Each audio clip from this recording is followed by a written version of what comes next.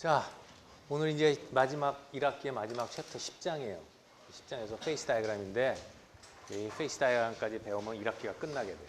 그래서 마지막 챕터니까 우리 집중해서 한번 공부해 보도록 합시다. 자, 페이스 다이어그램. 상태도라고 하는데요. 상태도. 근데 우리는 보통 이제 10장에서 다루는 것은 Equilibrium Phase Diagram, 평형 상태도에 대해서 공부하게 될 거예요. 그래서 평형 상태도에서 공부하기 위해서 사전에 좀 공부를 해야 되는데 오늘 할 내용은 이제 용어들을 좀 배워야 되고 그다음에 Unary System 조금 들어갈 것 같아요. 그 터미널러지를 배우는데 이 책에는 좀 없지만 상평형도라고 하는 것은 연력학에 기초해서 하기 때문에 여러분 지금 연력학 듣고 있을 거예요, 그죠? 필수로. 그래서 연력학에 근거해서 하기 때문에 여러분이 연력학을 이미 배우고 있겠지만 그 좀 복습 겸 해서 그 연력학에 필요한 터미널러지들을 좀 공부하고 들어갈 겁니다. 그 페이스 다이어그램이라는 것은 무엇이냐? 그래서 우리가 관심 있는 것은 어떤 뭐 알로이를 만들든 재료를 그냥 하나의 그 엘리먼트로 쓰는 경우는 거의 없죠. 대개 뭐 합금 형태라든가 아니면 섞어서 쓰게 되면은 어떤 요인에 의해서 섞였을 때 이제 뭐 반응도 일어나고 할 텐데 이제 그런 거에 대해서 어떤 상이 주어진 외부 조건에 대해서 안정하냐 하는 것을 공부하게 되는 거예요. 지금 무슨 말인지 아직은 확실하게 와닿지 않을 텐데 이제 조금 있다가 요거는 기본적인 이제 베이스니까 한번 설명하고 자세히 들어가기로 합시다. 두 가지 엘리먼트를 섞었어요. 원소 두 개를 섞었다고 합시다. 예를 들어서. 그러면 섞었을 때 이 두 원소가 섞이면 가장 안정한 상을 찾아갈 텐데 그 상이 뭐냐 하는 것이 우리의 관심이에요. 궁극적으로 얘는 뭘 좋아할 거야? 이 재료는 어떻게 쫓아갈 것이냐 하는 거죠. 그래서 여기 보면은 만일 엘리먼트 1을 몇 프로 웨이트 퍼센트 무게비 그 다음에 엘리먼트 2를 또 몇 웨이트 퍼센트를 두 개를 섞었다 합시다. 그래서 어떤 온도에다 놓으면은 쉽게 말하면 뭐 이게 아주 온도가 높으면 두 개가 섞였지만 녹을 수도 있고 액체 상태가 될 수도 있고 더 높으면 기체 상태가 될 수도 있고 어느 정도 낮으면 고체 상태가 될 수도 있죠. 근데 고체 상태에서도 우리가 봤을 때 이런 관심이 있는 거예요. 몇 개의 페이스, 상이 몇 개가 존재하느냐. 그리고 만약에 상이 존재한다면 각각의 상의 조성은 뭐가 돼요? 조성이라고 해요. 컴포지션. 그러니까 조성이라고 하면 요게 몇 프로 섞이고 요게 몇 프로 섞였냐 하는 얘기가 될 거예요. 무슨 얘기인가는 요 그림을 보고 설명할 때 How much of each face 그리고 각각의 양은 얼마나 될 것이냐 하는 얘기가 될 겁니다. 여기 좀 밑에 걸 좀 보여드리려고 하는데 이걸 보면 예를 들어서 A라는 엘리먼트 하얗게 칠한 거하고 주황색인 엘리먼트 2를 섞었다고 합시다. 섞으면 이렇게 무질서하게 섞일 수도 있지만 어떤 부분은 여기 좀 규칙적으로 보이죠. 그래서 A하고 B가 무슨 예를 들어서 화합물을 만들어서 A, B라는 화합물을 만들었다. 이거 보면 1대1로 섞여 있어요. 이건 뭐 웨이트 퍼센트니까 아토믹 퍼센트하고 웨이트 퍼센트는 여러분이 그 구별을 반드시 해야 되고 그러고 그것을 뭐 그래서 AM이라든가 뭐 비중이라든가 이런 걸 알면 서로 그 상호 우리가 수식에 의해서 변형이 되죠. 그걸 알아야 돼요. 근데 여기는 이제 웨이트 퍼센트라고 줬지만 이걸 아토믹 퍼센트라고 생각을 하면은 아토믹 퍼센트는 원자의 수의 비니까 1대1로 있으면 이것은 A, B가 1대1로 화합물을 만든 거죠. 그러니까 A, B라는 새로운 화합물이 될 거예요. 여기는 A, B가 아니에요. 여기는 고용 상태예요. 엑스레이를 찍어보면은 고체의 경우에 엑스레이를 찍으면 상이 두 개가 나타납니다. 이렇게 되면. 만약에 이런 상이 안 나타나면은 한 상으로 나타난다고 여러 번 배웠죠. 고용 상태가 되면 한 상으로 배워요. 예를 들어서 완전 고용체다. 그러면 한 상으로 끝까지 갈 거예요. 100% 치환될 때까지. 근데 대부분의 경우에는 화합물이라든지 아니면은 여러 가지 경우가 생기는데 A를 많이 집어넣으면은 여기 B라는 상으로 구조가 바뀔 수도 있고 아니면 A끼리 덩어리를 져서 A의 구조를 나타낼 수도 있어요. 그래서 여러분은 여기서 지금 고체로 봤기 때문에 고체에서 믹싱하는 걸 봤기 때문에 조금 좀 이해가 안 될 수도 있지만 쉽게 생각하면 여러분이 이것은 고체가 아니라 설탕물도 될 수 있거든요. 그럼 물 속에다가 설탕을 섞었다고 합시다. 그럼 설탕을 넣어요. 그러면 녹죠. 설탕물이 돼요. 근데 설탕물은 하나로 굉장히 유니폼하기 때문에 구별이 안 돼요. 상으로 분리가 안 돼요. 근데 여러분이 경험을 하다시피 자꾸 설탕을 집어넣다 보면은 어떤 상온이라고 하면 처음엔 녹지만 어느 정도 되면 설탕이 가라앉죠. 그럼 여러분 육안으로도 두 상이 생긴 걸 알 수가 있어요. 그죠? 그게 상이에요. 물리적으로, 화학적으로, 케미칼리, 피지컬리 구별이 되는 그 호모지니어스한 부분을 우리가 상이라고 얘기를 해요. 그러면 분명히 육안으로 물과 가라앉은 설탕, 혹은 소금물도 마찬가지지만 소금이 가라앉았다면 두 상이라는 걸 여러분이 알 수 있어요. 근데 고체에서는 그렇게 안 보이니까 엑스레이를 찍어가지고 이게 FCC 구조고 이게 뭐 BCC 구조라면 두 개가 다른 게 나타나겠죠. 그럼 여러분이 얼핏 생각하면은 그래요. 여기 이제 복잡하지만 똑같은 거예요. 고체가 섞일 때도 똑같은데, 자, 물에다가 설탕을 넣는데 어떤 경우에는 한 상이고 어떤 경우에는 그럼 설탕이 가라앉냐 이거죠. 예를 들면은 여러분이 쉽게 생각할 수 있는 게 물에다가 설탕을 자꾸 집어넣으면 가라앉기 시작하겠죠. 그럼 가라앉고 가라앉지 않는 것을 우리가 그 경계를 우리가 뭐라고 부르냐죠? 뭐라고 부르죠? 예, 고용 한계라고 그래요. 그죠? 솔루빌리티 리밋이라고 하는데 고용 한계예요. 그러니까 그 온도에서 그 한계를 넘어가면은 설탕끼리 가라앉는 거죠. 만약에 여기서 그런 현상이라면 하얀 것 속에서 이렇게 고용 한계까지는 이런 게 이렇게 들어가다가 그 온도가 넘어가면은 지금 설탕으로 예를 들면 이런 화합물을 만드는 게 아니라 얘가 이 주황색끼리 뭉쳐서 주황색의 고유의 엑스레이 패턴을 갖게 되는 거죠. 여기서 말하면 그렇게 되는 거예요. 그러니까 이런 것은 화합물을 만든 경우에 두 개가 반응을 해서 중간 화합물을 만든 경우고, 만약에 물에서 설탕이 녹는다면 물속에 이렇게 있다가 고용 한계를 넘어가면은 여기에 설탕 덩어리에 가라앉게 될 거예요. 그럼 여러분 또 같은 생각을 했을 때 그렇게 가라앉았어요. 자, 지금 이 상태에서 만약에 설탕을 가라앉은 상태를 녹이고 싶으면 어떤 방법을 취할까요, 여러분이? 어떻게 하면 녹죠? 온도를 높이면 되잖아요. 결과적으로 온도를 높이면 설탕이 다시 녹죠. 솔리빌리티 리밋이 커져요. 그러면서 녹아버려요. 자, 그러면 상이 다시 한계로 바뀌죠. 이 연력학, 이퀄리브리엄 페이스 다이어그램에서 배우는 건 그거예요. 어떤 조건에서 상이 몇 개가 생기고 어떤 상이 안정하고, 몇 개가 생겼다는 것은 그 상이 그 조건에서 안정하기 때문에 생긴 거거든요. 온도를 아까 설탕물에서 올려주면 불안하기 때문에 다시 한 상이 돼버리는 거예요. 이런 거에 대한 것을 학문적으로 배우는 게 10장이에요.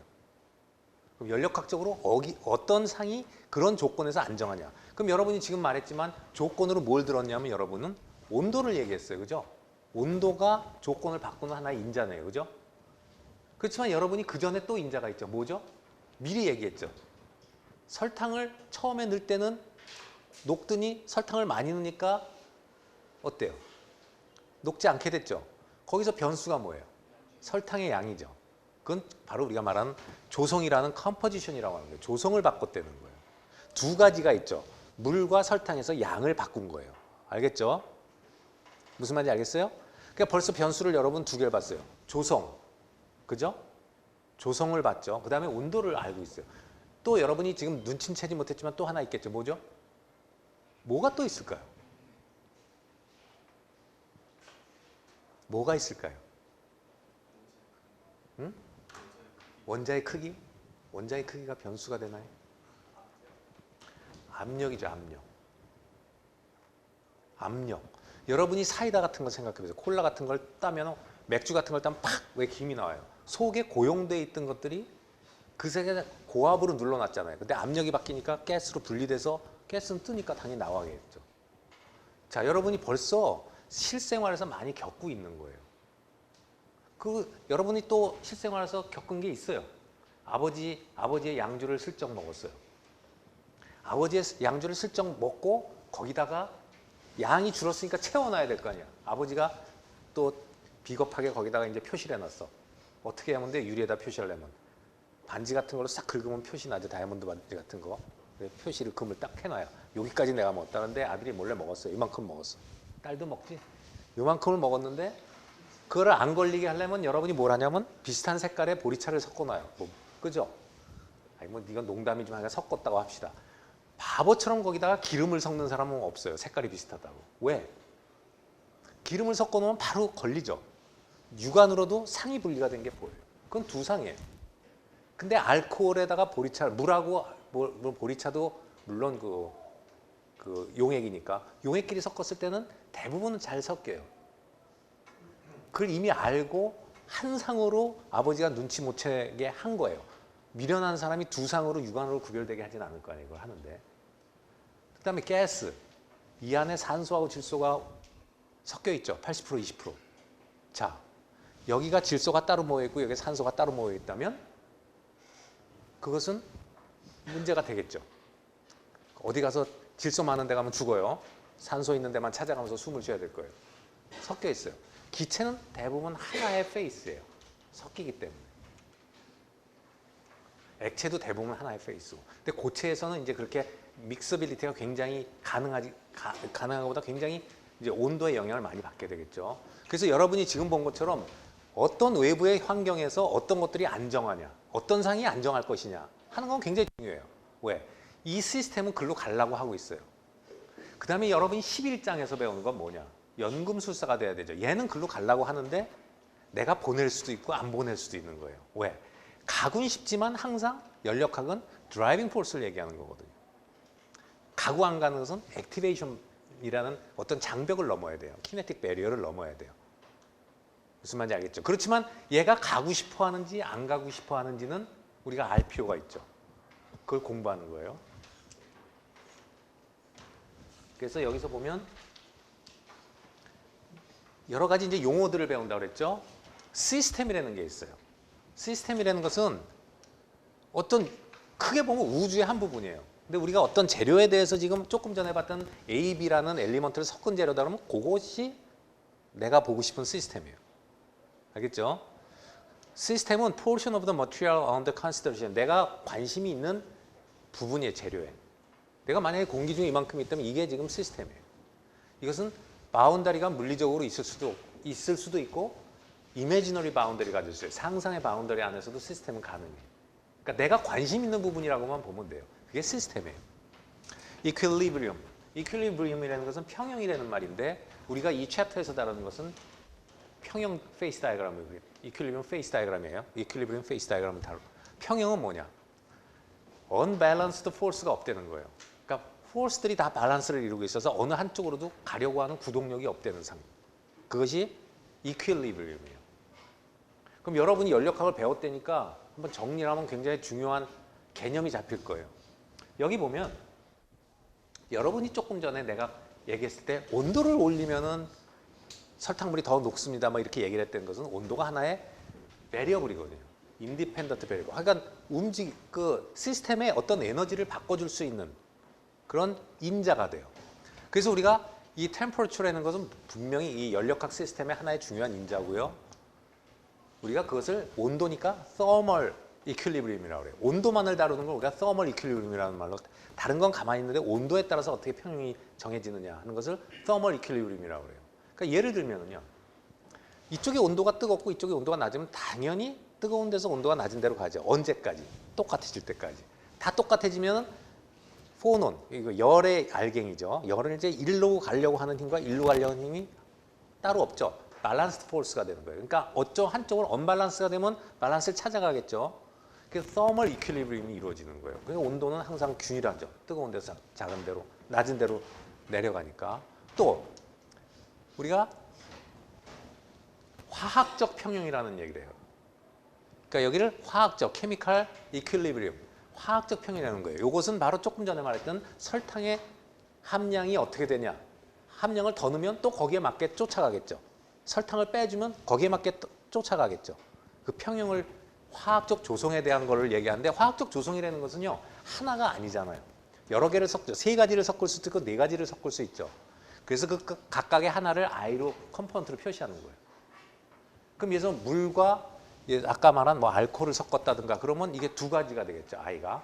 그다음에 아까처럼 물과 설탕을 섞었다 그러면 이것도 두 가지가 되겠죠. 뭐 세 가지 원소를 섞었어요. 철과 카본과 뭐를 섞었다 그러면 세 가지가 되면 여기 세 가지가 돼요. 그 각각이 평형을 이루어야 돼요. 우리가 이것을 뮤I 여러분 알다시피 어떤 원소로 봤을 때 우리가 케미컬 포텐셜이라는 말을 써요. 포텐셜 에너지란 말이에요. 포텐셜 에너지죠. 케미컬 포텐셜 에너지. 이게 에너지 텀이에요. 뮤가. 그 다음에 미케니컬, 기계적 평형이에요. 그러니까 열적, 기계적, 화학적 평형을 얘기하는 거죠. 기계적 평형을 하는 게 뭐예요? 프레셔죠. 프레셔. 우리가 스트레스라는 텀을 배웠죠. 스트레스가 뭐예요? 로드를 단위면적으로 나눠준 거죠. 프레셔가 한 게 있어요. 하이드로스태틱 프레셔 배웠을 거예요. 그래서 이 프레셔, P라는 압력 텀은 바로 기계적 평형을 얘기합니다. 이쪽을 압력을 주면 이쪽 밀려갈 거예요. 그래서 이렇게 세 가지를 보통 연력학에서 여러분이 배우고 있어요. 지금 재료 연력학 같은 데서. 그런데 그 외에도 임자는 많이 있어요. 예를 들면 여기 일렉트리컬 이퀄리브리움을 또 찾아가야 돼요. 이건 뭐냐면 전기장의 세기. 이게 대문자 E로 쓰지 말고 이게 좋은데 이 필기체 E자. 전기장의 세기예요. 전기장의 세기라는 것은 전압을 두 개 사이의 거리로 나눠준 값인데 전기장의 세기예요. 그럼 여러분도 알다시피 전기장이 걸렸다. 전압을 걸어주면 전자가 흘러가죠. 왜 흘러가요? 평형 상태를 쫓아가려고 가는 거죠. 전압이 높으면 한쪽으로 흐릅니다. 또 매그네틱 필드, 자기장의 세기. 이건 이제 이 부분은 이제 후반기 2학기 때 전기적 특성과 자기적 특성을 배우게 되는데 이것도 인자입니다. 그런데 우리가 일반적으로 다루는 재료들은 이 세 개를 갖고 주로 얘기해요. 이런 것은 전기 재료나 자성 재료는 이걸 반드시 봐야 돼요. 그런데 이것만 보통 하는 걸 우리가 심플 시스템이라고 그래요. 단순계. 요 세 가지만을 다루는 데를 우리가 단순계라고 지금 10장에서는 요 세 가지만 다루고 있어요. 심플 시스템. 이걸 변수라네요. 근데 참고로 얘기하면 전기 재료는요. 전기 재료는 이런 거보다 전기장에 대해서 더 많이 안정한 상을 찾아갈 수도 있습니다. 이게 더 중요한 인자가 될 수도 있어요. 근데 일반적으로 뭐 나무 토막이라든가 뭐 부도체다 이런 걸 할 때는 이런 거 별로 상관없죠. 자성체가 아닐 때 이걸 특별히 다룰 필요가 없어요. 근데 자성체의 연력학적인 무슨 고려를 한다면 자성체에선 이걸 다뤄둬야 돼요. 무슨 말인지 알겠죠? 그래서 10장에서는 이 세 가지 아주 외우는 것보다 이해하기가 편한 게 기계적, 열적, 화학적 평형에 대해서 공부하는 거예요. 이 모든 게 다 평형이면 그게 평형이에요. 그럼 평형을 얘기하는 어떤 단위가 있을 거예요. 에너지인데 무슨 에너지를 갖고 평형을 얘기할 거냐가 있죠. 그러니까 평형을 얘기하려면 에너지가 낮다. 자, 무슨 에너지가 낮을 것이냐. 포텐셜 에너지도 있고 뭐 키네틱 에너지도 있고 여러 가지가 있을 거 아니에요. 근데 어떤 에너지를 갖고 우리가 가늠을 하느냐 하는 게 남아있죠.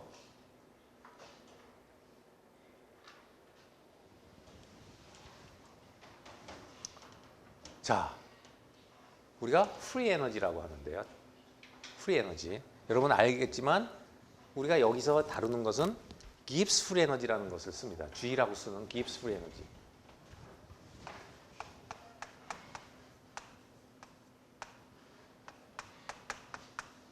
깁스 프리 에너지를 써요. 에너지에 여러 종류가 있어요.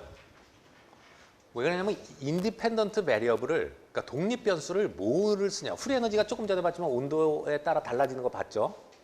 그죠? 왜 설탕이 왜 가라앉고 하는 게 다 온도에 따라서 왔다 갔다 해서 어떤 안정한 상을 찾아냈다면 그게 에너지가 낮다는 뜻이잖아요.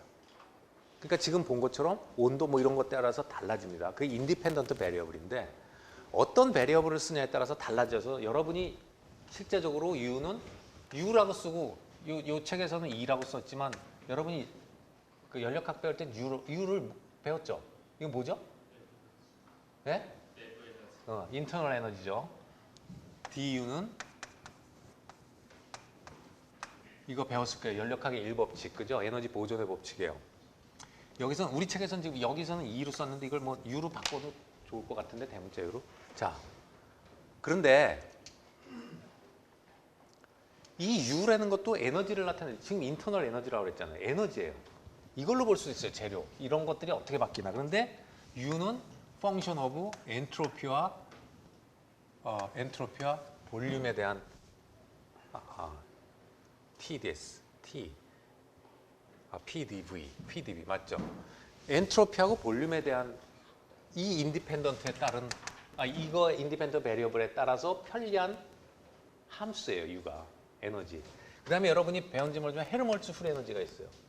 헬름홀츠 프리 에너지는 T와 V를 인디펜던트 베리어블로 쓰는 함수입니다. 그리고 여기서 깁스 프리 에너지는 T와 P를 인디펜던트 베리어블로 써요. 이거 다 연관이 있어요. 이걸 르잔드르 트랜스포메이션을 가지고 연력학에서 배웠는지 모르지만 아마 안 배울 거예요. 이 정도는. 그러니까 르잔드르 트랜스포메이션을 해서 함수를 갖고 다른 변수로 표현해가는 그 방식이 있는데 그 이제 수학적으로 르잔드르 트랜스포메이션이라고 그러는데 어떤 함수를 갖다가 다른 두 개의 인디펜던트 베리어블로 바꿔주는 그런 기법인데요. 거기서 이 식에서 이거 나오고 인터널 에너지 이건 연력학 1법칙이니까 알잖아요. 들어간 열량에서 일한 만큼 빼준다. 그래서 여기서 이게 나오고 여기서 그 르잔드르 트랜스포메이션 하면 이런 것들이 나와요. 근데 이거에 그런 우리가 르잔드르 트랜스포메이션을 하자는 게 아니고 이 함수를 에너지를 다 나타내는 거예요. 이게 최소가 돼도 되고요. 이게 최소가 돼도 되고 이게 최소가 돼도 되는데 지금 아까 조금 전에 우리가 심플 시스템에서 뭘 했냐면 온도와 압력과 조성이라고 그랬잖아요. 온도와 압력과 조성에 따라서 어떻게 변하는가를 알고 싶은 거 아니에요. 그럼 어떤 걸 여러분은 선택을 하겠어요? 당연히 깁스 프리 에너지를 쓰겠죠. 그죠? 그럼 왜 온도와 압력을 쓸까요? 온도와 볼륨이나 이런 거 쓰지 않고. 가장 편리해요. 우리가 다루는 게 기체가 아니에요. 화공을 하는 사람들은 기체를 다루는 사람은 부피가 더 관심이 있겠지만 예를 들어서 여러분이 여기서 나온 것처럼 깁스 프리 에너지가 H-TS, 엔탈피 마이너스 템퍼처 오파이 엔트로피인데 이건 알겠지만 H, 엔탈피는 인터널 에너지 더하기 PV-TS라고요. 근데 고체는요. 고체를 우리가 다루잖아요. 주로. 액체도 잘 안 다루죠. 고체는 외부 압력이 크게 바뀌어도 부피가 별로 안 바뀌어요. 그죠? 부피 팽창 개수가 굉장히 작잖아요. K라는 게. 그래서 고체, 기체는 어때요? 압력이 바뀌면 풍선 같은 게 확확 늘어나잖아요. 그러니까 부피 팽창하니까 이 텀이 굉장히 커요. 근데 고체는 이 텀이 굉장히 작아요. 무시할 만큼. 그래서 E 플러스 H, 이거를 그냥, 그러니까 부피를 생각할 필요가 없으니까 변수로 이 P를 잡아 쓰는 게 편해요. 실험할 때도 우리가 어떤 거를 뭐 열을 줘가지고 실험을 하는데 예를 들어서 열을 줬는데 이 부피가 바뀌는 것까지 생각을 해서 부피를 고정시키려면 얼마나 어렵겠어요, 고체가. 그렇지만 압력을 고정시키는 건 쉽죠. 일기압하에서 실험하면 되고 식기압은 식기압하에서 실험하면 되니까. 그래서 압력을 고정시키고 온도를 고정시키고 이런 게 굉장히 편해요. 그래서 고체를 다루는 우리 쪽에서는 당연히 깁스 프리 에너지가 유리하죠. 쓰기에 편한 거예요. 그래서 온도와 압력, 물론 깁스 프리 에너지는 여기에 플러스 UI가 들어갑니다. 조성 텀이 들어가는데 저렇게 조성, 그 다음에 온도 압력에 대해서 우리가 쓰고 있는 거예요. 알겠죠, 이제? 왜 이제 깁스 프리 에너지를 쓰는지. 그러면 여러 가지 에너지가 있지만 그 중에서도 우리는 깁스 프리 에너지가 가장 최소화되는 조건이 평형이다 하는 걸 알 거예요. 에너지가 가장 낮은 그 상태에서 여러분이 여기 이런 거야 프리 에너지가 이게 함수인데 어떤 주어진 조건에서 가장 G가 낮은 데 가서 이 재료는 안정을 취할 거 아니에요. 그죠? 그 조건을 찾아내면 되는 거죠. 그래서 여기서 보면은 E 플러스 PB에서 뭐 E는 엔탈피하고 거의 비슷해요. 인터널 에너지가. 이 텀이 굉장히 작기 때문에. 그래서 H-TS인데 여기서 보면은 H하고 S도 컨스탄트가 아니고 온도의 함수예요. 뭐 T분의 CP, DT 이런 걸 여러 번 배웠을 텐데. 그래서 연력학을 보면은 이 프리 에너지가 관심이 있고 그러니까 이런 것들을 알아야 되잖아요. 온도에 따라서 이게 어떻게 되는지 계산도 하고 여러분이 하잖아요. 델타 G도 구하고. 그러려면은 온도는 인디펜던트 베리어지만 이런 것들이 뭔지를 알아야 되잖아요. HIS가. 만약에 컨스탄트라면 그냥 컨스탄트라 하지만 안 돼요. 그래서 이런 것들을 갖다가 우리가 실험으로 구해내야 되니까 어떤 재료에 대해서는 알아내야 되잖아요. 이 값들을. 그럼 실험으로 구해내니까 그거 보면 뭐 맥스웰 이퀘이션이라든가 체인 룰이라든가 여러 가지를 써서 엔트로피가 온도에 따라서 어떻게 변하냐 뭐 이런 거를 하면 막연하잖아요. 그죠? 엔트로피가 온도에 따라서 어떻게 변하냐 뭐 그럼 부피가 일정할 때 무슨 온도에 따라서 엔트로피가 어떻게 변하냐 뭐 이런 게 굉장히 이 계산을 해야 되는데 어렵다고요. 그래서 실측 가능한 값 있죠. 그런 걸로 변환을 해주는 걸 여러분 연력학 책에 아마 가스켈 책의 4장쯤에 나올 것 같은데 변환을 그래서 배우는 거예요. 그러면 우리가 여기서 H는 CPDT로 구하잖아요. CPDT로 구하죠. 히트 캐패시티. 히트 캐패시티는 잴 수가 있어요. 정압 비열은. 실험으로 이걸 잴 수가 있다고요. 그러니까 이거를 T1에서 T2까지 뭐 적분하면은 델타 H 값이 나오고 그러잖아요. 그죠? 이게 바로 뭡니까? 이런 거를 온도에 따라서 이게 어떻게 바뀌는지 보고 싶은데 이거 엔탈피 혹은 또 엔트로피는 더 황당하죠. 엔트로피 어떻게 알아요? 그래서 우리가 이렇게 실험할 수 있는 값으로 변환을 시켜서 여기 보면 뭐 열팽창 개수도 나오고 뭐 여러 가지 나오죠. 변환할 열팽창 개수 우리가 잴 수 있는 실질값이에요. 온도가 달라지면 이게 달라지죠. 이게 그냥 달라지는 게 아니라 이런 데하고 다 관련이 있으니까 그걸 유도해 가지고 관계식을 어떤 이퀘이션에서 변환을 시켜 가지고 우리가 찾아내기 쉬운 걸로 해서 구하는 거예요. 그래서 이렇게 바꿔서 엔트로피는 T분의 CP 이걸 적분하면 되죠. 엔트로피는. 이렇게 해서 구하는 거예요. 어쨌든 그건 연력학에서 여러분이 한 거고 여기서 보면은 이제 이게 최소화가 되려면 어떤 조건에서 최소화가 되려면 여기서 볼 때 최소화가 되려면 이게 최소가 되고 이게 맥시멈이 되죠. 온도 이거는 독립변수니까 어떤 T에서 보려면 이게 최소가 되고 이게 최대가 되면 되겠죠. 그죠? 당연히. 그리고 조금 전에 말했지만 이런 게 딱 온도의 함수라고요. 그냥 온도의 함수가 아니면 좋지만 온도의 함수예요. 아주 심하진 않지만 어떤 함수가 돼요.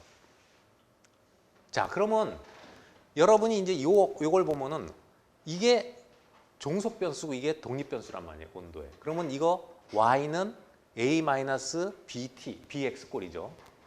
그럼 여기서 뭐예요? 여러분 알지만 이게 절편이고 마이너스 s가 기울기겠죠. 직선에. 그죠? 맞아요? 네. 자, 그러면 이제 여기서부터 연력합으로 들어가 봅시다.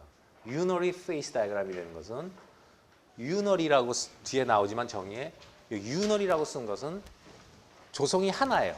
물이면 물, 구리면 구리, 철이면 철. 내가 관심 있는 시스템의 대상이 하나인 거예요. 그게 원소도 될 수 있고요. 구리면 하나의 원소죠.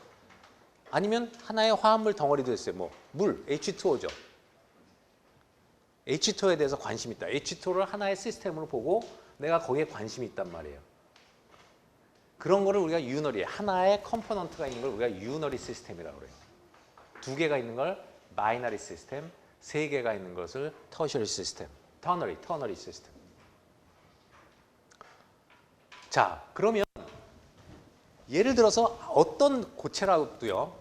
이걸 한번 봅시다. 고체 무질서도거든요. 엔트로피는. 그러면 어떤 거든 우리가 알고 있는 게 기체 상태가 있고 액체 상태가 있고 고체 상태가 있죠. 그럼 여러분이 그냥 쉽게 생각할 수 있는 게 어떤 게 엔트로피가 크냐. 이건 쉽죠. 무질서도가 고체가 크겠어요? 액체가 크겠어요? 기체가 크겠어요? 기체가 제일 크죠. 그 다음에 액체가 그보다 훨씬 떨어지고 고체보다는 그래도 액체가 무질서할 거예요. 원자의 배열 상태나 이런 게. 그죠? 이건 당연하죠. 이해가 가죠. 그 다음에 아까 말한 H하고 엔탈피하고 엔탈피하고 인터널 에너지가 고체에서는 거의 비슷하다고 그랬죠. 뭐 차이가 나겠지만 비슷해요. 이걸 그냥 비슷하다고 놓고 봅시다. 이걸 H로 봐도 마찬가지인데 이해하기 좋게 하려고 한 거예요. E로. 그러면 인터널 에너지는 뭐하고 상관이 있냐면 우리가 여러분의 포텐셜 옛날에 그 포텐셜 컵을 배웠을 때 바인딩 에너지하고 관계가 되는 거예요. 인터널 에너지. 결과적으로 이걸 뜯어내는데 얼만큼 에너지가 필요한가 하는 걸 얘기하는 거거든요. 상대적으로.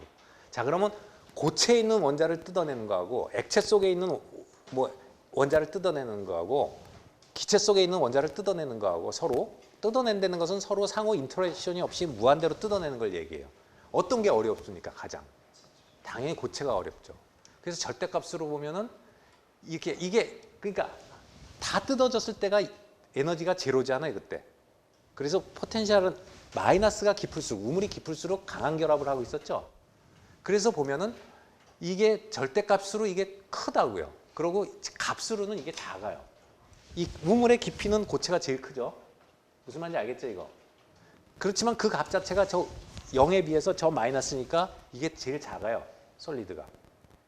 이걸 이해를 해야 돼요.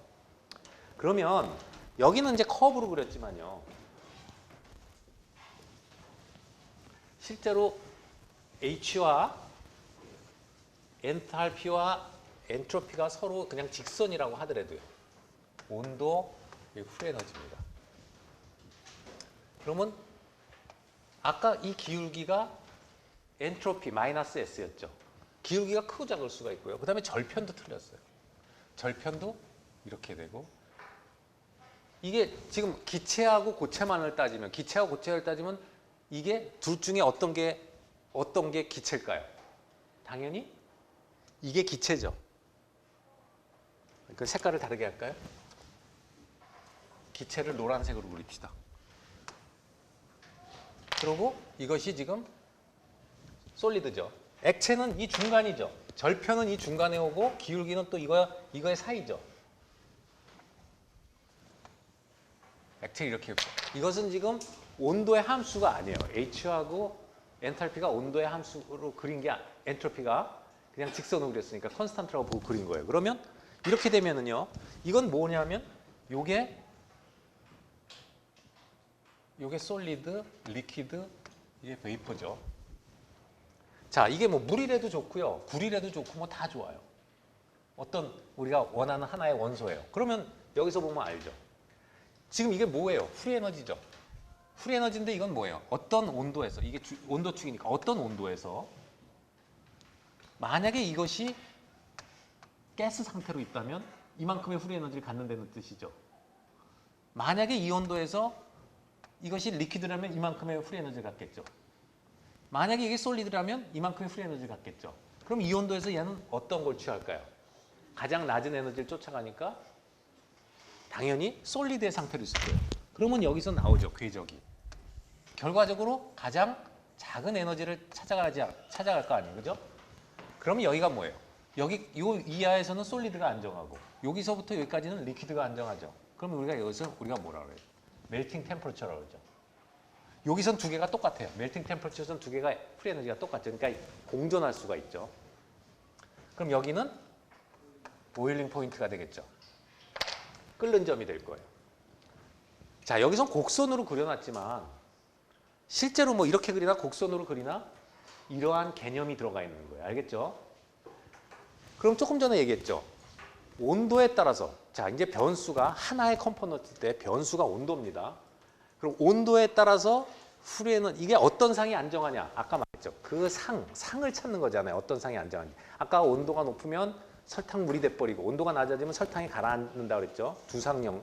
여기서 마찬가지로 해요. 어떤 뭐 구리도 좋고 이게 뭐 H2O라고 뭐 다 좋은데 자, 이것이 H2O는 수증기가 될 거고 여기서는 이건 물이 될 거고 여기서는 얼음이 될 거예요. 그러면 온도에 따라서 온도 범위에서 어떤 상이 안정하냐 하는 거죠. 그거를 그려주는 이게 지도잖아요. 그래서 우리가 이것을 Equilibrium Phase Diagram이라고 부르는 거예요. 유너리 시스템, 한 가지 원소일 때, 한 가지 컴포넌트일 때 이해가 돼요? 자, 이제 점점 따라와야 되니까 잘 들어보세요. 자, 여기서 지금 저쪽에다 압력축을 그렸죠. 아까도 말했지만 프리에너지는 펑션 오브 뭐죠? 열적 평형, 기계적 평형, 화학적 평형 이렇게 돼요. 근데 일성분계라고 그랬잖아요. 일성분계라고 그래요. 원 컴포넌트 시스템은 일성분계. 지금 H2O나 이렇게 하나가 성분이 있으면 다른 게 들어오지 않죠. 섞지 않잖아요. 이것만 있죠. 그러니까 이게 컨스탄트예요. 이게 바뀔 리가 없잖아요. 예를 들어서 뭐를 두 개를 섞으면 이게 30%, 70% 섞일 때하고 50% 섞일 때하고 뭔가 달라지겠죠. 그 서로 섞는 양에 따라서 달라지는데 지금 뭐야? 이게 100%밖에 없는 거잖아요. 한 가지가. 그러니까 이거는 컨스탄트예요. 그러면 이제는 프리에너지는 온도와 압력만의 함수입니다. 오케이? 자, 온도가 바뀌고 압력이 바뀔 때 최소가 뭐냐 이런 걸 찾는 거 아니에요. 근데 여기서 그림은 어떻게 그렸냐면 압력축이 없어요, 지금. 실제로는 압력축이 여기 있어야겠죠. 그럼 이 그림은 지금 어디서 그린 걸까요? 어떤 압력축의 한 면을 자른 거잖아요. 자, 그래서 우리가 주로 보는 건 어디냐면 일기압에서 잘랐겠죠. 무슨 말인지 알겠어요?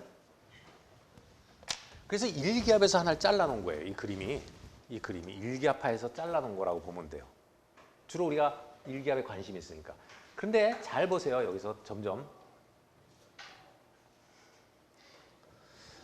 만약에요.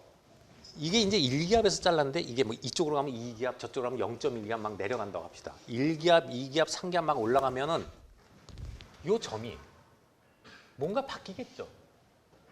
왜 그러냐면 H하고요. 저 점을 결정하는 T는 인디펜던트 베리어블이고 P도 인디펜던트 베리어블인데 결국은 요거에 의해서 달라지는 거잖아요.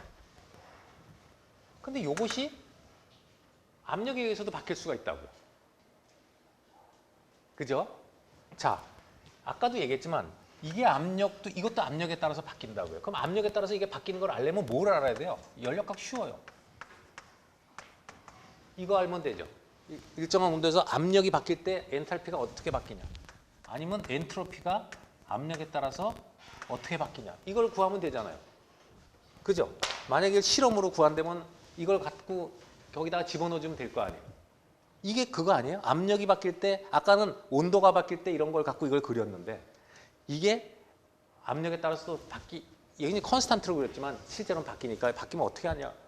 이걸 알아내야 돼. 근데 아까도 말했지만 이런 거가 실험으로 구하기 어려우니까 이거를 변환을 써가지고 뭐 체인 룰이라든가 딴 걸 써서 우리가 알 수 있는 실험할 수 있는 값으로 바꿔서 그걸 실험해서 이 값을 대체해서 쓰는 게 연력하게 나오는 거죠. 구해야 되니까. 알겠죠? 자, 어쨌든 그건 또 샜는데 그럼 이걸 그리면 되면 당연히 이런 궤적이요. 이런 궤적이 이거를 갖다가 우리가 관심 있는 것은 요 점과 요 점이거든요.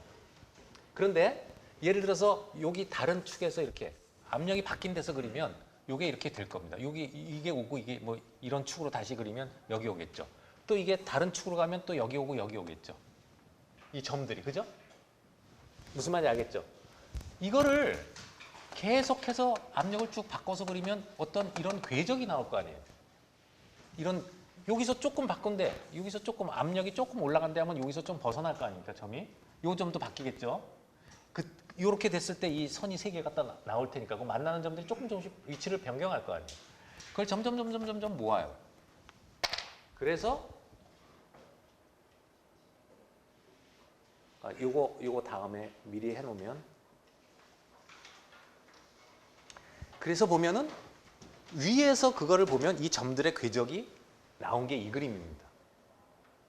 알겠어요? 여기는 축을 봐요. 프리에너지 축이 없죠. 프리에너지 어디예요? 이 꼭대기에 있는 거예요. 이렇게. 왜 그러냐면 어차피 이렇게 하려면 이걸 3차원으로 표현해야 되잖아요. 변수가 2개고 종속 변수가 하나면 3차원이죠. 그래야 안 그래요?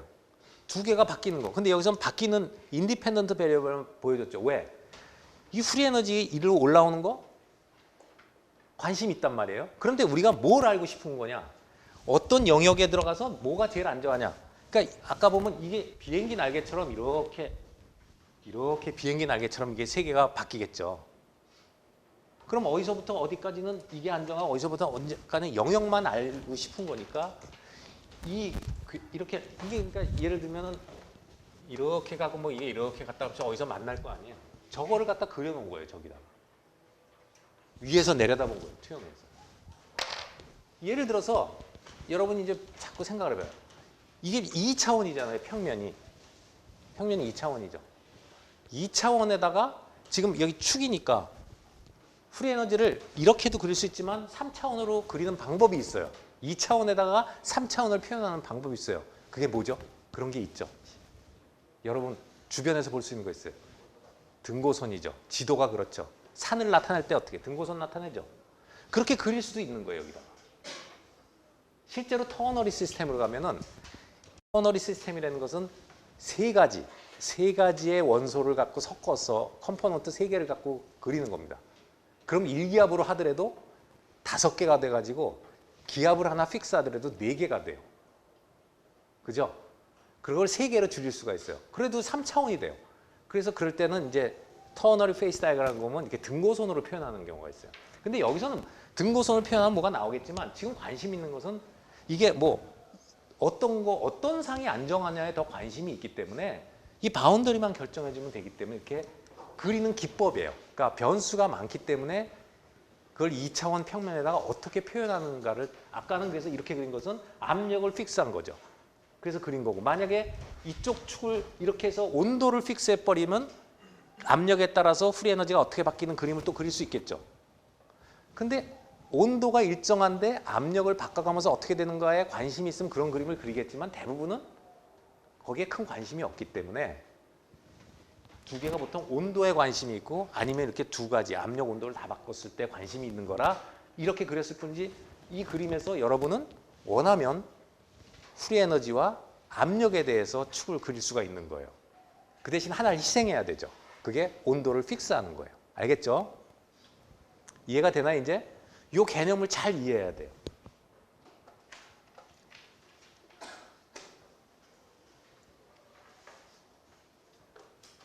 그래서 여기서 그 다음 페이지 보면 비단 물이 아니라 이런 나트륨이나 틴, 그때 배웠던 뭐 아이언도 그래요. 철도 914도에서 FCC에서 BCC로 바뀐다는 것은 이렇게 두 가지가 나올 거예요. 914도에서 Fe 같으면 이게 914도보다 높은 데서는 FCC, 914도보다 낮은 데서는 BCC 이렇게 겹칠 겁니다. 이걸 우리가 폴리모르피즘이라고 했어요. 동질 다상. 그래서 NA도 그렇고 이래요. 그럼 이게 조성이 하나죠. 컴포넌트가 하나니까 아까 말한 뮤는 컨스탄트라 빼버리면 프리 에너지는 펑션 오브 템퍼처 앤 프레셔예요. 그러면 이렇게 되죠. 그래서 여러분이 이걸 보면은 이쪽에 프레셔가 이렇게 있으니까 이건 또 역시 프레셔를 하나 고정해버린 거죠. 그림에 나타나려고. 뭐 예를 들면 일기압에서 잘라버린 거예요. 만약에 기압이 바뀌면 이게 이렇게 바뀌면서 이 온도가 막 바뀌겠죠. 그죠? 이게 똑같은 그림을 그린 거니까 이건 마찬가지일 거고. 여러분이 그래서 만약에 이걸 카본에 대해서 그린다고 합시다. 카본은 뭐가 있냐면 흑연과 다이아몬드가 있어요. 같은 카본에. 단위 원소가 하나죠. 그럼 분명히 카본과 다이아몬드가 있으면 여기 고온형이 다이아몬드예요. 상온에서는 카본이 안정해요. 그러니까 흑연이 안정해요. 그 다이아몬드를 만들고 싶어요. 엄청 온도가 높아져요. 그런데 이게 압력축이죠. 압력을 바꾸면 이 점이 점점 낮은 쪽으로 가는 거죠.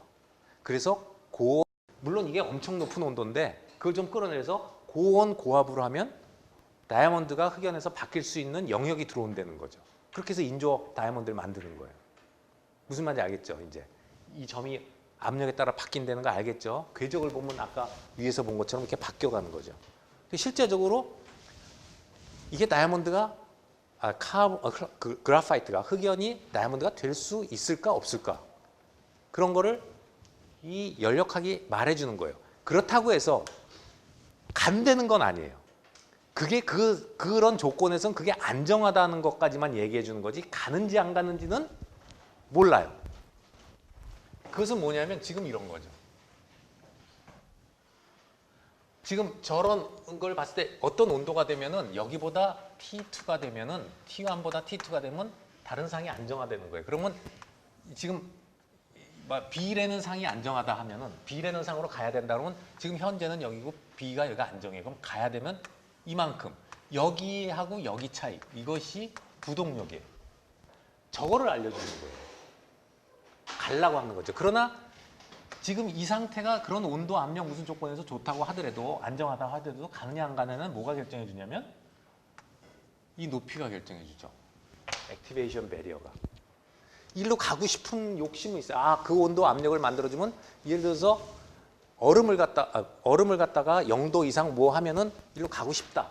물론 그래서 가긴 가는데 그렇더라도 이걸 넘어가야 되는 거예요. 아까 말한 고온고압이다. 고온고압이에요. 그럼 여기서 갖다 줬어요. 그러면 다이아몬드가 되고 싶다. 나는 다이아몬드가 그 상태에서 에너지가 제일 낮은 상태다. 온도하고 압력이 그렇게 바뀌면 난 다이아몬드로 있는 게 이퀄리brium이다. 라는 얘기를 해주는 거죠. 연력학으로 여기서. 근데 가냐 안 가냐 하는 거는 키네틱이에요. 이게 11장에서 배우는 거예요. 무슨 말인지 알겠죠? 그러면 여러분이 재료를 다룰 때 연력학적으로도 중요하지만 가냐 안 가냐가 굉장히 중요해요. 왜 그러냐면 어떤 경우에는 절로 가면은 이 좋은 물성을 잃어버릴 수가 있죠. 여기서 갖고 있는 물성을. 그러니까 그럴 때는 가더라도 못 가게 해야 되는 경우도 생겨요. 가야 되는 경우도 생기지만 못 가게 해야 될 경우도 생겨요. 무슨 말인지 알겠죠? 여기서 좋은 특성이 있다면. 아마 저쪽에서 좋은 특성이 있다면 가게 해야겠고 이쪽이 더 좋은 특성이 있다면 못 가게 해야 되겠죠. 그래서 재료는 나쁜 게 없다고 그랬죠. 단점이 없는 거예요. 이해를 해야 되는 거죠. 그래서 어떻게 응용하는가에 따라서 내가 선택을 해야 되는 거예요. 알겠죠? 자, 그러면 이제 터미널로지 페이스 룰에 대해서 한번 봅시다. 상이라는 게 뭐냐? 아까 얘기했어요. 설탕물도 얘기했고 물에 기름이 뜨는 것도 얘기했어요. 근데 물에 알코올을 섞으면 그러니까 뭐 40 몇 도짜리 소주가 뭐 20 몇 도다 그러면 거기 알코올하고 물이 섞여 있는데 구별 안 되잖아요. 자, 그게 상이에요. 그래서 여기 보면 physically and chemically 유니크하고 homogeneous해야 돼요. 화학적으로도 그렇고 물리적으로도 그렇죠. 이런 게 물리적으로 구별하는 방법은 그때 말했지만 고체경은 엑스레이를 가지고 상을 해놔요. 물론 육안으로도 가능하지만. 그 다음에 이제 스피시스라는 게 있어요. 스피시스, 종.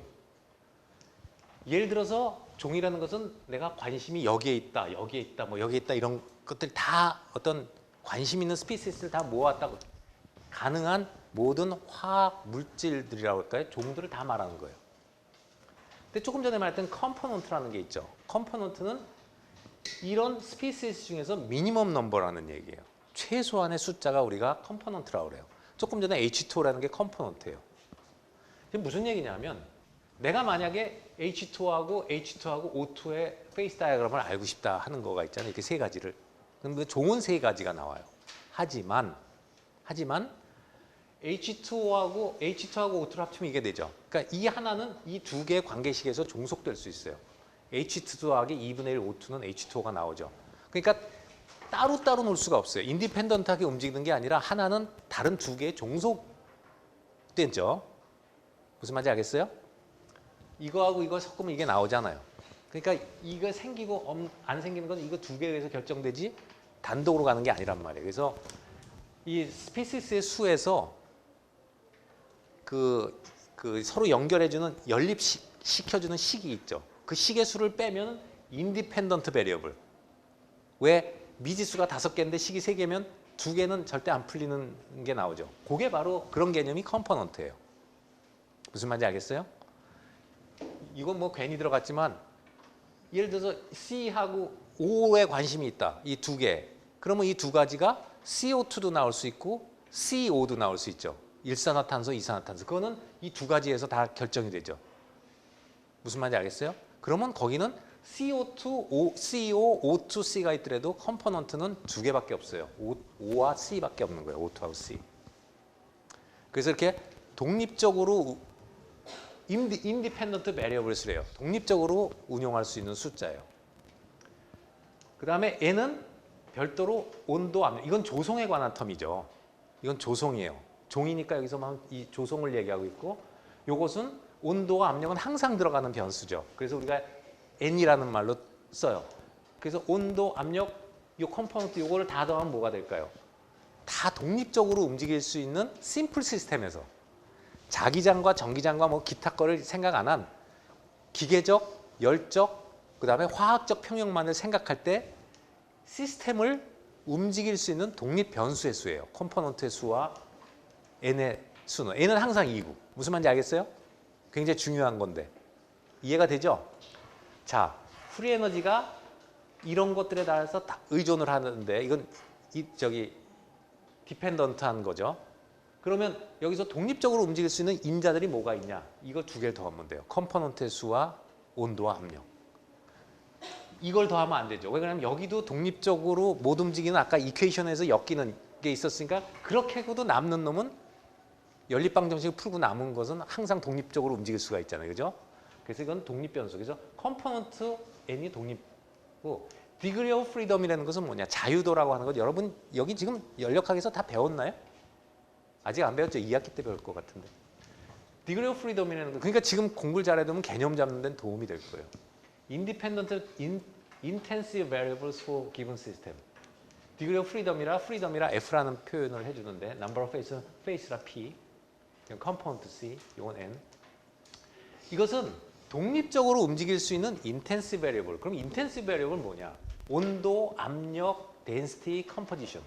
익스텐시브 베리어블이 있겠죠. 인텐시브가 있어. 익스텐시브는 볼륨, 매스, 뭐 인터널 에너지, 엔탈피. 이게 뭐냐면 익스터널 베리어블은 양에 비례하는 값이에요.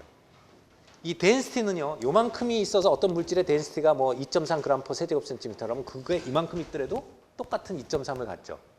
근데 1몰의 부피가 3리터다. 그러면 2몰의 부피는 6리터가 될 거 아니에요. 그죠? 이 몰수나 이런 거에서 달라지는 값인데 이거는 온도, 요만큼이 100도다. 그럼 그런 물질이 이만큼 있어도 100도죠. 물질이 10배라고 1000도로 올라가지 않잖아요. 그죠? 압력도 마찬가지죠. 요만큼의 지금 압력이 있으면 이만큼도 똑같은 압력이에요. 그래서 이건 이제 또 수학적으로 나오는 건데 어쨌든 인텐시브 베리어블이라는 것은 이렇게 몰수 혹은 양에 비례하지 않는 값이에요. 이것은 그런 거에 따라가요. 엔탈피 여러분 이미 엔탈피, 엔트로피 계산하고 했겠지만 1몰의 엔탈피가 얼마다 하면 2몰이면 2배 해줘야 되잖아요. 그죠? 맞죠? 이거는 몰수에 비례하는 겁니다. 그래서 인텐시브 베리어블을 몇 개를 자유롭게 움직여도 상을 안 받겠냐 이런 거예요. 0도, 그러니까 예를 들어서 뭐 영하 3도에서 얼음이 안정하잖아요. 일기압하에서. 근데 그걸 영하 5도로 내려도 얼음이 안정하잖아요. 그러면 온도를 좀 바꿔도 얼음이라는 상을 유지할 수가 있죠. 그렇게 이 인텐시브 베리어블을 바꿨을 때 그 상을 계속 유지할 수 있느냐 없느냐 이것이 디그리 오브 프리덤이에요. 그런 인자가 몇 개가 있느냐 하는 거예요. 그래서 그걸 우리가 디그리 오브 프리덤이라고 합니다. 자유도라고 그래요.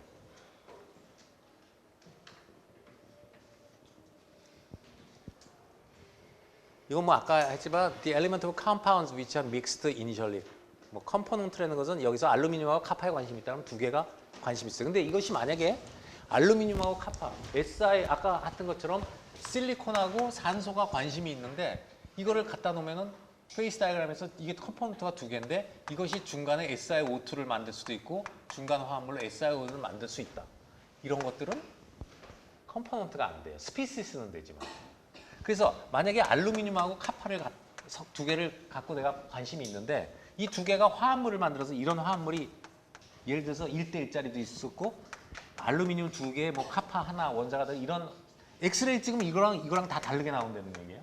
이런 것들이 나왔다 합시다. 그렇지만 이런 것은 스피시스에서 속하지만 컴포넌트에는 안 속해요. 컴포넌트는 이거 두 개예요. 무슨 말인지 알겠죠? 저것이 AL하고 CU가 적당히 합쳐서 AL, 뭐 CU래나 가상의지만 알로이가 나오니까. 자, 뭐 페이시스는 아까 얘기했고요. 여기까지만 하고 아마 끝나야 될 것 같은데 그러면 디그리 오브 프리덤하고 아까 말한 모든 변수하고는 어떤 관계가 있느냐 이거를 외우는 사람이 많이 있어요. 뭐 이거는 여러 경우에도 많이 공부를 하니까 이 식을 외우는데 헷갈려 가지고 나중에 보면은 뭐 P 더하기 C는 F 더하기 2 뭐 여러 가지 가능성이 있잖아요. 막 그게 섞여 가지고 근데 여러분은 이해를 하면 되니까 그럴 필요가 없이 이것도 이제 깁스 97 그 이퀘이션에서 나오는 건데 이 깁스라는 사람 나오죠. 이쪽을 봐요. 이게 number of component의 수죠. 이가 뭘까요? 온도와 압력이에요.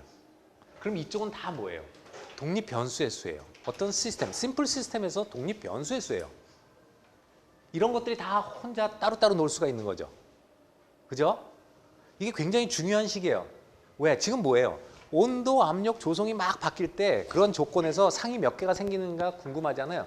상이 하나가 생기냐 아니면 설탕이 가라앉느냐 뭐 이런 게 관심 있잖아요. 이게 물리적으로 구별할 혹은 화학적으로 구별할 수 있는 상의 숫자라고요. 그럼 내가 어떤 이런 것들이 막 바뀔 때 이 상의 수는 몇 개냐를 알고 싶을 때 이 디그리 오브 프리덤 그럼 자유도가 몇 개냐는 거가 자연히 나오는 거예요. 그래서 자유도 더하기 상의 수는 이쪽은 다 4개밖에 없잖아요. 내가 궁금한 게 자유도하고 상의 수인데 이쪽은 컴포넌트죠. 그러면 여러분은 이 식을 절대 헷갈릴 수가 없어요. 한쪽 변에는 인디펜던트 베리어블의 숫자예요. 그리고 한쪽은 나머지죠. 그럼 디그리 오브 프리덤하고 페이스를 더하면 돼요. 그러니까 이거를 구태여 외울 필요가 없다는 얘기죠. 이 식을 이쪽을 뭐 이게 P 더하기 C였냐 F 더하기 C였냐 이렇게 고민할 필요가 없어요. 이쪽은 다 독립변수의 수예요. 자, 그럼 이렇게 되는 거죠. C 플러스 2는 여기 mu i, 아까도 말했지만 컴포넌트 몇 개가 있느냐 하는 거하고 TP, 여기서 E는 T와 P를 얘기해요. 그래서 이것을 케미칼, 더멀, 미케니칼 이퀄리브리엄이라고 이것들이 다 독립적으로 움직이는 거예요. 예를 들어서 시스템이 이런 거 TP, mu i, V로도 될 수 있지만 이런 V는 PB는 NRT라는 종속 관계식에 의해서 하나 변수 없어져 버려요. 그죠? 이런 종속 변수가 있어요. 자, 그래서 원 컴포넌트 시스템을 아까도 말했지만 컴포넌트가 하나다. 유너리,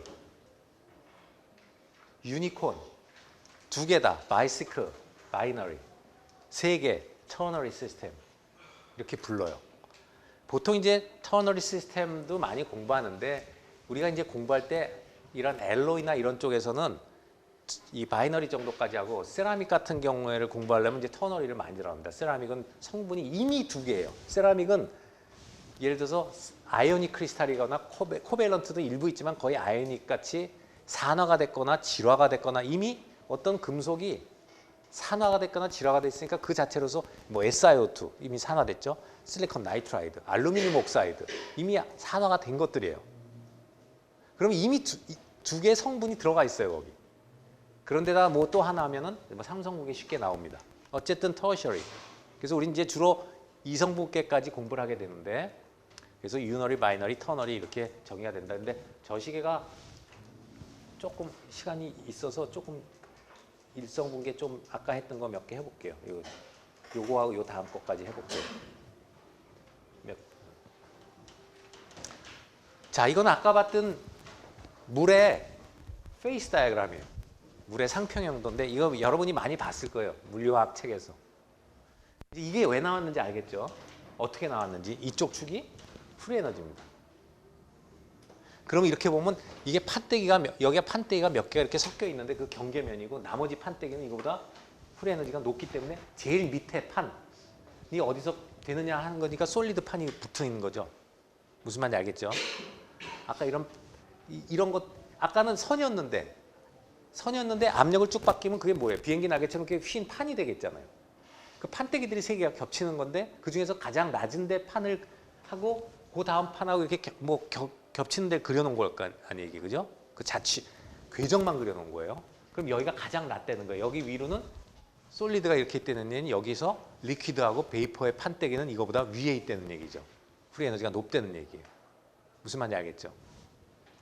그래서 우리가 그때 이런 얘기, 요 점을 우리가 삼중점이라고 그러죠. 삼중점이라고 그래요. 인베리언트 포인트라고 그래요. 그게 무슨 말인가 조금 이따 봅시다. 그 다음에 여기가 솔리드, 리퀴드. 이거를 여기에서 보면은 여기가 일기압이니까 우리가 보통 물을 일기압에서 사용하니까 일기압에서 보면 여기서 녹죠. 얼음과 물이 요 일기압하에서 요 온도에서 겹치는데 이 온도는 딱 0도가 아니에요. 아, 이게 참 0도인가? 요 삼중점이 좀 틀리죠. 근데 디그리 오브 프리덤이 뭐냐 하면은 아까 말한 F 더하기 P는 C 플러스 2라고 그랬어요. 이건 상이 다 하나예요. 여기도 상이 하나죠. 여기는 얼음밖에 없죠. 이렇게 여기도 베이퍼 하나밖에 없어요, 상이. 그죠? 그러면 P 플러스 잘 봐요.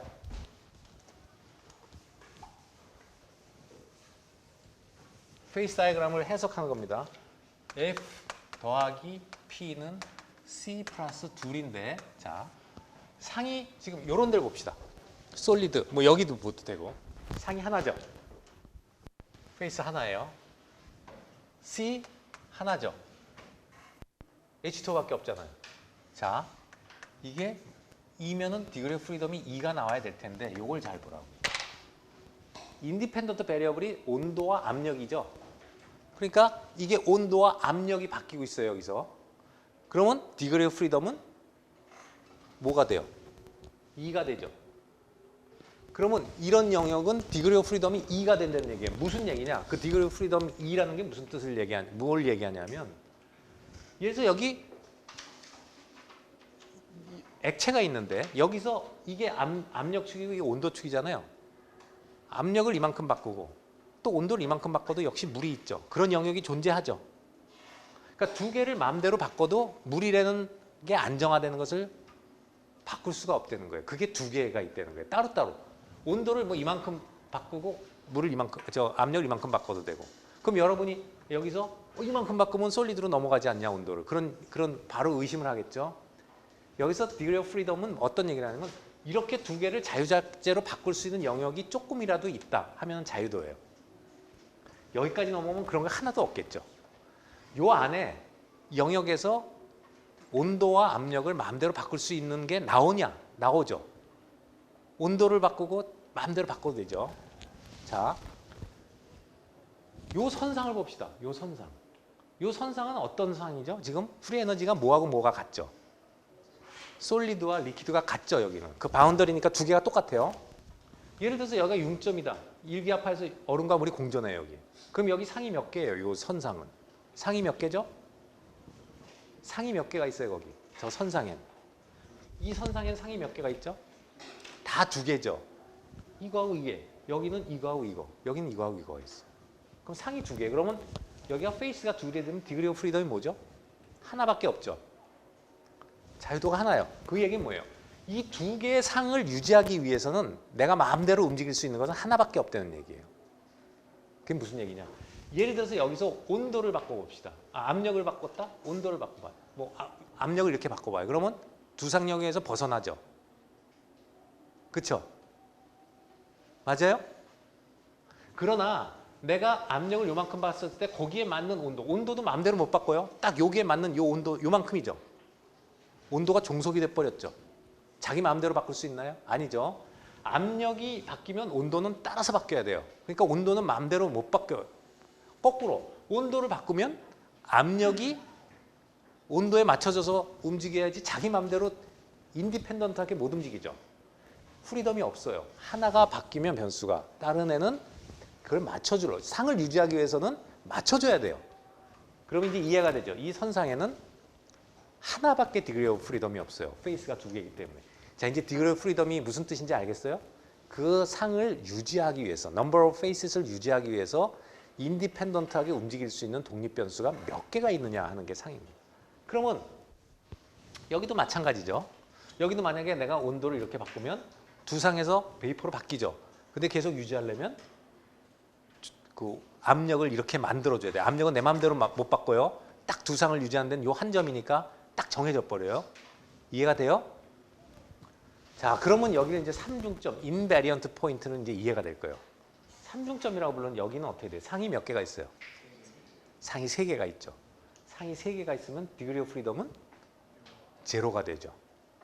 이 점은 어떤 거를 조금만 틀어줘도 세 상을 유지할 수가 없어요. 그 딱 압력 온도가 딱 맞아야지만 돼요. 그래서 우리가 그것을 invariant 포인트라고 그래요. 불변점. 불변점이죠. 변할 수가 없는 점. invariant.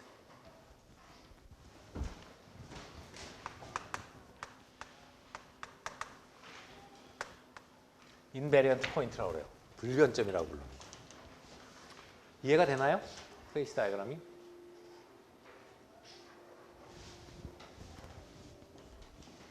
하나 더 볼까요? 이것은 드라이 아이스예요. CO2.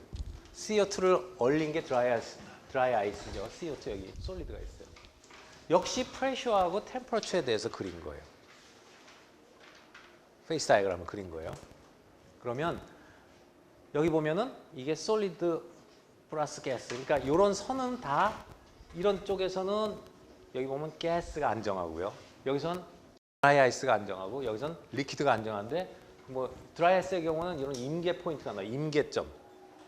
크리티컬 포인트라고 해서 31도인가 그럴 거예요. 31도 이상이 되면은 온도가 어느 정도 이상이 되면은 절대 여기서 리퀴드를 얻을 수가 없어요.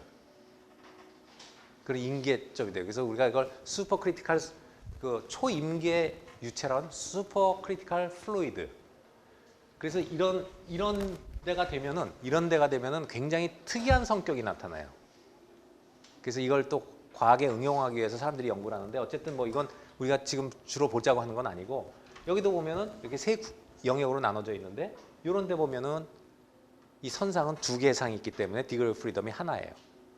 여기도 삼중점이 있죠. 트리플 포인트, 삼중점 혹은 인베리언트 포인트, 불변점. 그래서 여기 딱 정해지죠. 온도와 압력이 딱 정해져요. 이 온도와 압력에서만 딱 세 상이 공존할 수가 있어요. 기체와 액체와 고체가. 여기서 온도가 틀려도 안 되고 압력이 틀려도 안 돼요. 그러니까 움직일 수가 없어요. 인베리언트죠. 베리어블이 하나도 움직일 수가 없는 딱 세가 되는데요. 그래서 여기서 보면은 신기한 게 상온이 여긴데 여기서 기체하고 고체가 만나는 데가 일기압하에서 보면 여기잖아요.